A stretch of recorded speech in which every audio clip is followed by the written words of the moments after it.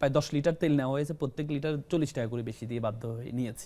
সরকারের উচিত এটাকে শক্ত হাতে দমন করা। প্রত্যেকটা পাম্পে গিয়েছে 500 টাকা করে তেল দেয়। আমেরিকা যুদ্ধ যখন শুরু হলো তখন বলা হয়েছিল যে আমাদের যে পরিমাণ অক্টেন বা ডিজেল আছে এটা 15 থেকে 20 দিন চলার মতো। 28 দিন, অক্টেন 28 দিন, পেট্রোল সম্ভবত 14 মানে 15 কে বলেছে 15 থেকে 20 দিন বা 20 থেকে 30 দিন চলার মতো, কিন্তু আমরা দেখেছি 5 দিনের মাথায় তেল শেষ। আপনি তেল শেষ যতগুলো তেল পাম্পে কিন্তু যাবেন, শেষ না।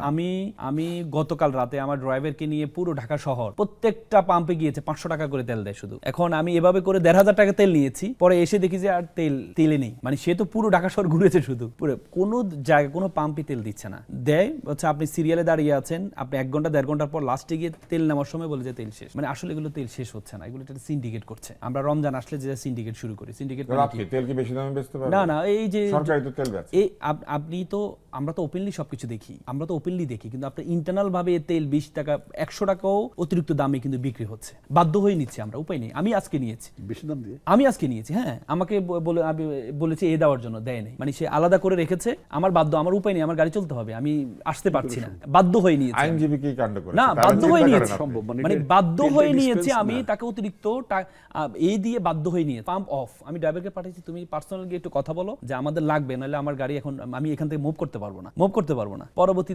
পরবর্তীতে প্রায় 10 লিটার তেল নেওয়া হয়েছে, প্রত্যেক লিটার 40 টাকা করে বেশি দিয়ে বাধ্য হয়ে নিয়েছে। তার মানে এই যে সিন্ডিকেটটা, এটাকে শক্ত হাতে দমন করতে হবে।